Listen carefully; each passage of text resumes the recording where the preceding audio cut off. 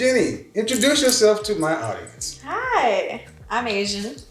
I don't know if you knew that was one of my catchphrases by Clayton Thompson. Oh, CT. Yeah, see, guys, I've been mentioning that I stumbled across this comedy troupe out in LA where they do lots of videos together. And I mentioned that when I came here, I was really wanting to meet these guys, to collaborate, to try to work together. And I've been binge watching her content from the first thing, talking about the, what was it?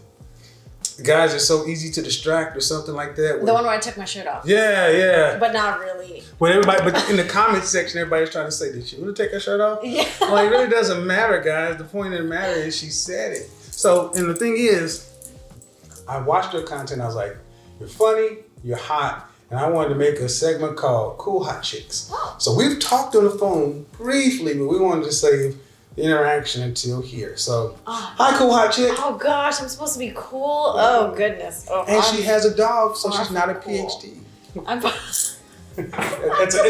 Your thing is I'm Asian, and my thing is I have so many taglines on my show about dogs and PhDs and such and so forth. But first and foremost, how did you get into making videos? Oh, I actually started in the film industry first before I got into social media. And I started at 14. I was in short films. It was mostly all independent film, but I also worked behind the camera. So I was working in production a lot, AD, UPM, production manager and assistant director. Okay. But they're, for just a bunch of low budget stuff, but it teaches you so much about the acting world. And then coming out to LA, all of a sudden, everyone's on social media. And I was like, I don't even have social media. It's not my thing. I'm not into it. But all of a sudden. Right. Well, but the thing is, I can believe everything, but it's so uncommon to see someone that's funny and hot. And you're legitimately funny. I honestly, people say that, and I don't think I'm funny. Like, I think I try to be funny.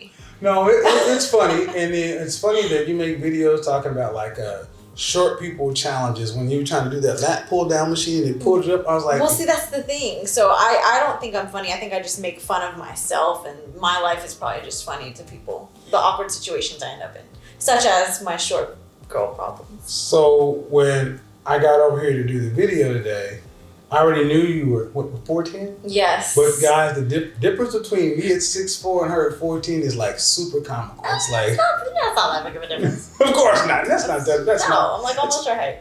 Right. Your dog is like, I feel like he's taller than me. So, but we talked behind the scenes because I watched another video introducing your boyfriend to Filipino food. Which, for you guys who maybe don't know, I love Asian food. I mean, seriously. And the Asian women I've dated, I've typically been more Asian than they are, which is weird. So I told you about that. I think I was Chinese in another life. So. Oh no, you said that you would eat Asian food and your significant other wouldn't, right? Or wouldn't know nothing about it. No.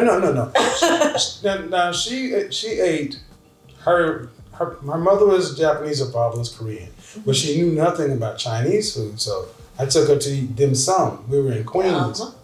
Yeah, but see, the thing is, and she was like, what? And you walk into this traditional Chinese place and they automatically go to her, like, what do you want to sit? What do you want to eat? She's like, I don't know. So you introduced her to that. All of it.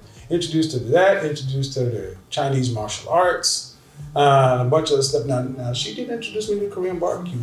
Are you one of those who have an Asian fetish? Yes. Really? Oh, God, yes. Oh. What are the odds? No, seriously. My mother was like, you were either Italian or Asian in my lifetime. Well, yeah. A lot of my exes had an Asian fetish, but I mean, that makes sense. Well, yeah. See, it's like, well, first of all, like my buddy knows, like, I don't like to date tall women. If you're over 5'4", it's like, it's a problem. Really? I thought guys would just date anything that's attractive. Tall, short. I have disqualified women based upon height. Really? I kid you not. Anybody who knows me will get in the comment section and tell you the truth. That's mostly, I thought that was mostly a woman thing, because most women are always like, oh, I don't like any guys that are shorter than me. And then, like, that's not fair. Well, it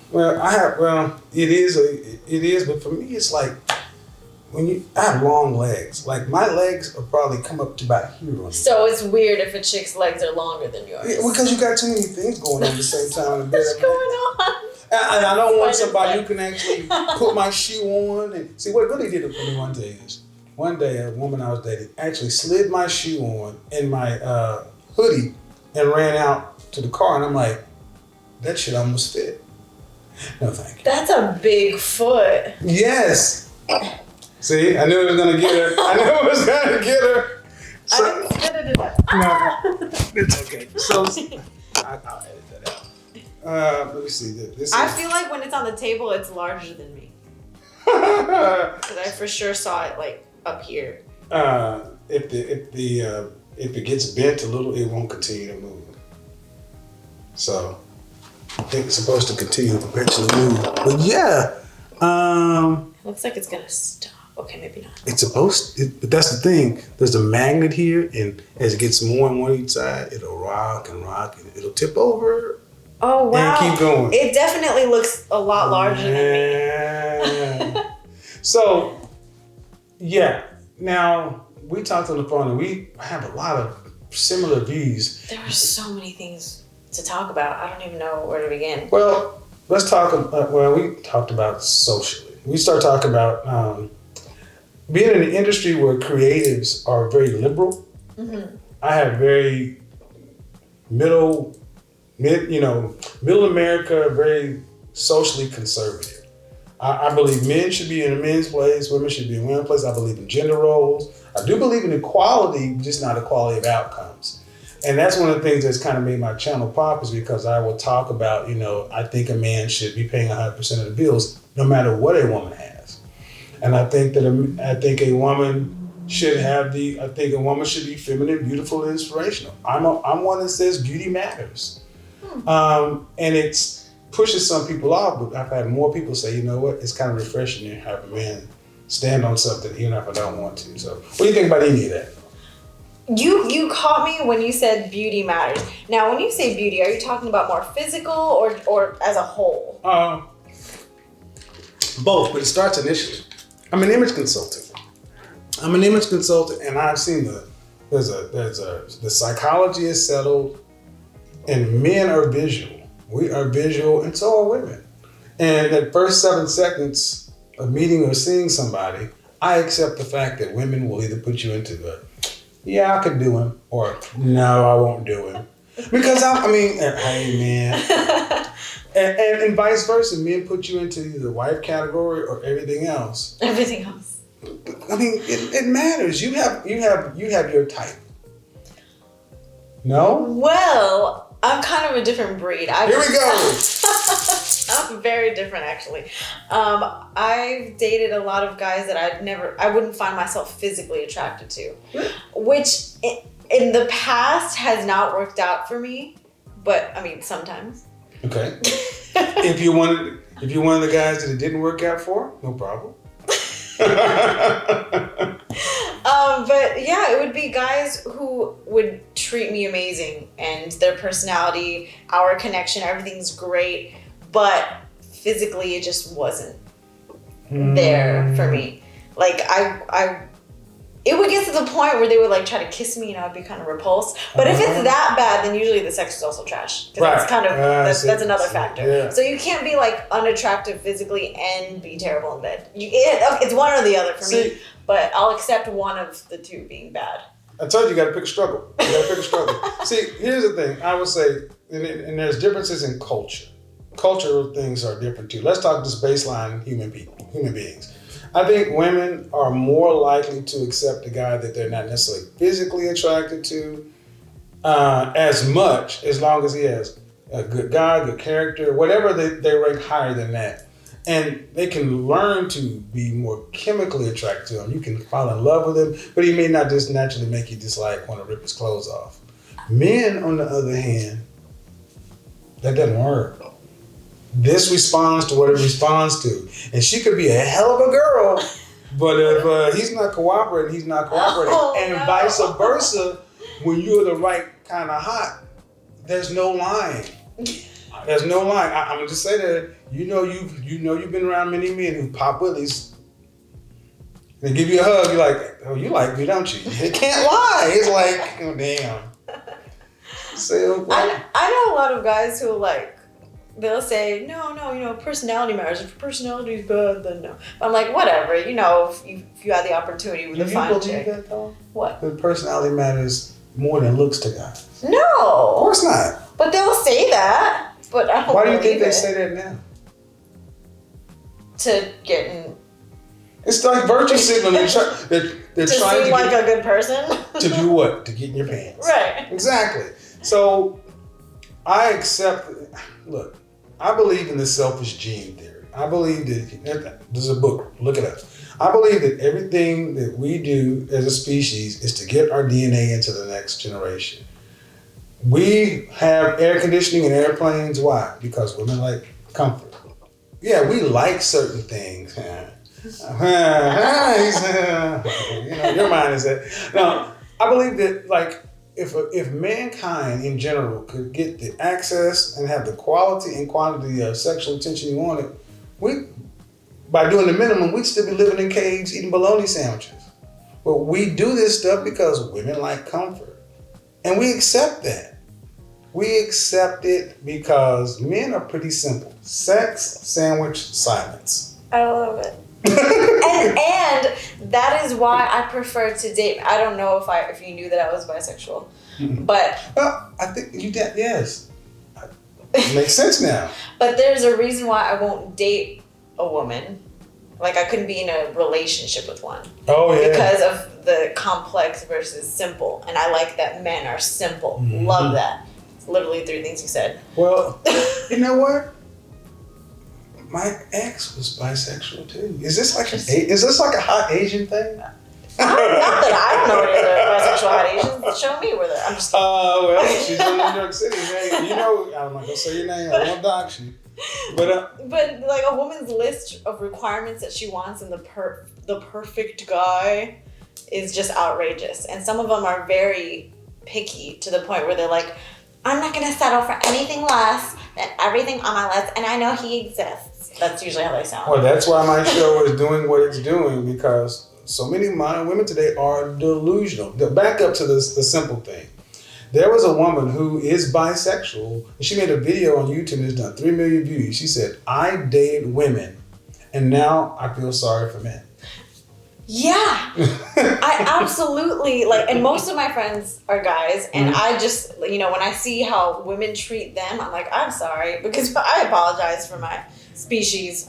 Well, the thing is, that's why I like being direct. I like being very simple. It's like, no, these things matter because you're just overcomplicating it because we've made the sexual marketplace dance so complicated. Mm-hmm. It really comes down to this: we're human animals. Simple as that. Simple as that. You look at the lions. You look at how things are in nature, and you understand how male and female are supposed to interact with each other. I don't try to change us to be anything any different. And go back to the bisexual piece. I mentioned it to my ex-wife.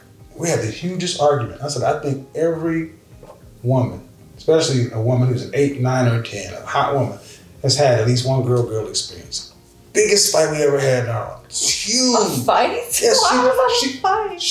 No, that's not true. That's not right. And almost to the point, I mean, she was so angry. I was like, well, maybe I'm wrong. After we got married, she confessed, yeah. I've had one. I'm like. Especially, that's why she was so mad about it. She was mad, and I'm like, you mean to tell me I met these people? But see, I accept human beings for what they are. Mm-hmm. That would throw some people off who say you're bisexual. I'm like, okay, it makes sense to me because I remember when you date hot women, they're going to get approached by women. Accept it. They're going to get approached by women, and some guys aren't okay with that. Well, then don't date them. That's the bottom line. Then don't date them because whatever you have as a guy, some guy's going to have more of it. He's going to have more money, bigger Johnson, more stuff, more fans, more network. You cannot be insecure dating a hot woman Because, I mean, am I wrong? No, that's a very valid point. It's a good way to look at it. And the reason I wanted to do this series is because so many guys have so many preconceived or misconceptions about cool hot chicks. They don't know you're cool. They just know you're hot. So a lot of guys won't even approach you because they think, well, I look at her, I can't afford her. She's this or she's that. And I realize that you're funny and goofy and make fun of yourself. I actually date a lot of bums. Really? Yeah, I've dated guys with no job. Because I don't care. Money's not a thing to me. I make my own money. You see? And the thing is, but here's the question. Did you step to the bum or did the bum step to you? Did they approach you or did you approach them? Well, we're usually friends first. So it's like, I'm very much a soul person. Like, I see someone's soul. So you promote guys from the friend zone? don't Yes, actually. Okay. I do. It depends, though. A lot of it is a hit or miss. But, I mean, at the same time, there is going to be, like, a girl's going to feel some type of way from the beginning. Because, like you said before, Yes. you know, you can tell within the first few seconds if you're going to be attracted to someone or not. So that's going to play a big part in it. Usually if they don't feel that in the beginning, they, like, that guys expect it to grow later on, but sometimes it doesn't. My ex, the one I was just referring to earlier, we met, she threw me into the friend zone. I'm talking the friend zone fucking Alcatraz. I'm like, it was like Tartarus. Oh. It was at the center of the earth. She made it known like every 30 days, you'll never get this, Why ever. are you friends with this person? Because, I mean, I was younger, she was cool. I wanted her. Doesn't sound cool. She was hot, huh? Yeah. She's my ex-wife. But the thing is, but we legitimately became friends to the point where I was like, you know, and normally I was kind of taken back because normally if I want something, I get it. But she put me in a friend zone and I accepted it and we became friends, bona fide friends, to almost looked at her like as a hot cousin, not a sister, hot cousin. But 10 years down the line. You made it out. But it was so weird. It was so weird because her life had changed, my life had changed. And we were back in the same geography, but the way she started talking, like the normal ebb and flow with your buddy, I'm like, okay, well, it's nice talking to you. I'm gonna go ahead and, what are you doing later? I'm like, wait a minute. We've been on the phone for 14 minutes. We've not been on the phone for longer than 15 minutes. It's time to get off the phone in my mind, but she's extending the phone call. I'm like, we're in there 20 minutes. Wait a minute. 30 minutes. She keep extending the call. To the point about, this went back and forth for about 2 weeks. I'm like, I'm kind of confused because you're calling me, you're not normally on your day, we're talking longer than we normally do, you're saying... She going through a breakup? No! No, she was just saying, and she said, no, I'm into you. And I found out that I was into you when you went on with another woman. Oh, well that's, okay, that doesn't... But what ends up happening, she told me, the reason I never wanted to date you initially is because I was going to LA and I was going to go do my thing and you were going there. And I knew that you're the kind of guy that I'd have to be serious with and I wasn't ready to be serious. So I was like, so let me get this right. You put me in the friend zone because I was too good? She's like, no, because I'd have to be a different person. Oh, you shouldn't have even dated her because she put you on hold till she was like ready. Yeah, so I was dumb. She's like, I'm gonna go do my thing over here, and then whenever I'm ready for you. I was a simp. I was a blue pill beta male simp. This is why it didn't work out, and that's not her fault. At least that's over with, and now you learned. Well, but I learned that you can never get promoted out of the friend zone. A woman just lets you out. You can't work your way out. They either let you out. And guys, if you think you can get your way out, trust me, the key only works one way. From the outside, not from the inside. So that was the purpose of telling that story because so many guys think that they can tell you what you want to hear, virtue signal. If you're nice enough, maybe, and no, you let us out. So sometimes it doesn't even matter. Like guys think that there's certain things they need to do to get girls, but I mean, we're all different. But in LA, a lot of women here are the same. And that's, at that point, you can't even teach a guy how to, you would just tell a guy how you need to just have money and a following at this point. Especially here. Well, see, and that's one thing. As I was contemplating either moving to LA or New York City, LA, because I do have a following and all this stuff, now I have clout, status, and that's cool, but LA is a different place. Do you like it? I mean, I like the weather. I love the weather. That's kind of it. Okay. All right. I mean, I don't know if I like the weird. Honestly, I don't think I would. I was very fortunate to find like a handful of very close friends that aren't from here. Mm-hmm. But other than that, it was very difficult to make friends or real relationships because of how not real everyone is. And that's one of the reasons I never wanted to come here in the first place, because everybody was an aspiring actor, producer, writer. They had a script in their back pocket. We're all here for the same reason. And they all have the same motives, pretty much. And you saw so many pretty girls get eaten up and end up in the valley turning tricks or making those. Before OnlyFans existed, there was Vivid. Before Vivid, there was just trailer park porn. But hey, another story. Depending on what you want. If you're expecting hookups with a bunch of beautiful women, which who isn't, then this is the place for you. If you've got clout, then it's just going to be, they're just going to be flocking to you. Yeah.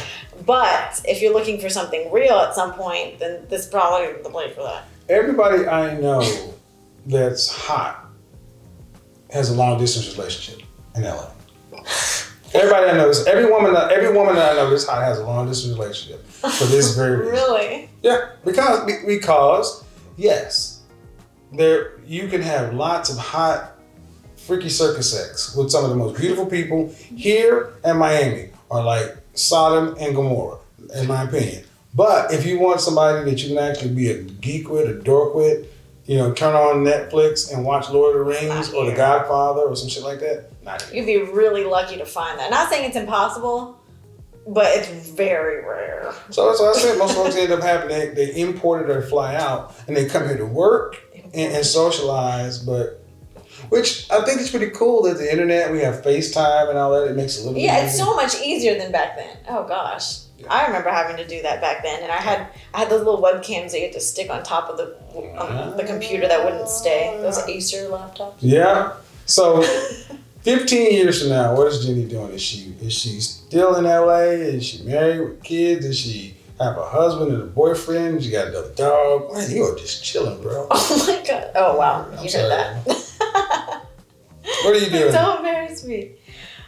Whenever I think of the future, I think of my main goals. I don't think about relationship stuff, family stuff, because you really never know what to expect. At the end of the day, people are always like, yeah, when I'm older, I'm going to be married and have kids and have a big house and yada, yada. I'm more of a realist. I'm like, you never know where your life's going to go relationship-wise, but you can definitely set goals to achieve the career that you want or along those lines. And for me, my main goal, I don't know if you've looked into this about me or not, but I work in suicide prevention.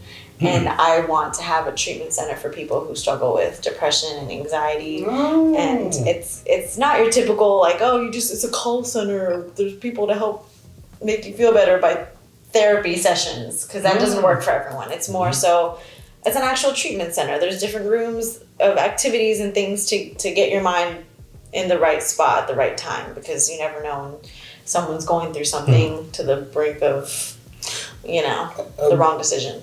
A big part of what I do on my platform is I'm a big proponent. I'm always pushing therapy. You need therapy. Everybody needs therapy. Therapy. Anybody who watches me will tell you. I tell men they need therapy. From the right therapist. Yes. And so I've been approached by many people wanting to sponsor their solution. And I'm like, no, I don't want some commoditized .com or so on, or .this. And I actually put a call out at the end of the year that I'm looking for therapists to build an own network of people to refer folks to for whatever they're suffering with. Because me, myself, I've actually counseled alcoholics and addicts. Wow. Because, a big portion of the reason I have this call show or whatever and talk to people one-on-one is because, one, I'm just interested in people. Two, I understand that most of us have something we're dealing with, and because we don't talk about mental health in this country, we just act like, even though I talk about high value men and image and all that kind of stuff, we act like the emotional traumas don't present themselves in physical ways. But all you have to do is go look out in the park or under any overpass, and you'll see what we do with our disenfranchised or mentally ill people. We just act like they don't exist, throw them away. But we're going to have to stop that, though, because with what's about to happen after this pandemic, and the evictions and all this stuff that are about to hit this country, we're going to have to address mental health in a real way, because you can't just disenfranchise a large portion or large swaths of the population. So people are probably surprised to hear folks like yourself and myself talk about stuff like that, because you're funny and hot and you're controversial, but it's like you care about people. And I think that authenticity comes through in the thing you do. So. Well, that's what my platform is for. It's not for me. Okay. It's to help everyone else, because I couldn't start anything mental health wise on my own if I didn't have a platform to stand on, or if I didn't have people who want to support me in everything I do. So this helps me say, hey, this is what I love. I want you to love it too. Right. See? And when I was talking earlier, we just finished shooting some stuff over here. I said, one of the things I want to do with my platform is help people get what they want, and then by extension, I'll end up getting what I want by helping other people. So there's a lot that goes on in front of the camera, guys. Yes, there's an education component, there's an entertainment component, but what I'm trying to let you guys understand is we're just normal people. Yes. We're people, but at the end of the day, if I've ever run into you in the world, no one can ever say, I ran into him, he didn't speak, or he didn't say anything. No. And if you see us, say hi. Elbow bump, though. You did see me, elbow bump. I'm so shy, though. Really? And then anytime someone's like, oh, you're Jenny about, oh, wow, you're a lot shorter than I thought you would be. I'm like, I don't make short videos just because I'm average size, They're like, well, yeah, you are. They're like, can I get a picture with you? And then they're like reaching down. Right. Sometimes they're kids, it's awkward. Right? It's like, okay, thanks. But there are times, guys, I will say this. If I have my headphones in, I can't hear you. And there are some times where you do have to realize that because your favorite influencers are out and about and knowing people, we're accessible, so always be respectful. Yeah. So I would say always be respectful, and always assume that they appreciate you being by, but it just may be a bad time. So don't go online saying, I ran into Jenny and she was just a blah. It just could have been Tuesday. I've had someone say that, but I'm not mean to anybody. No. It's perception. It's oftentimes it's perception how they expect you to be. So, and we're just normal people. But I think this was dope. Yeah. I think this was dope, guys. This may be a new series, because as I travel around the country, live from LA, Miami, cool hot chicks. Oh. Cool hot chicks, guys. Thank you, Jenny. I'm going to put her information down. Follow her. Give her some love. Go over there, be respectful of her page. Don't stalk her. Don't ask for, we don't do that over here. That's all the platforms. So, Jenny, thank you. This is dope. Thank you for having me. He is chilling. He's knocked out. I told you, dogs like me. We're the same size. Huh?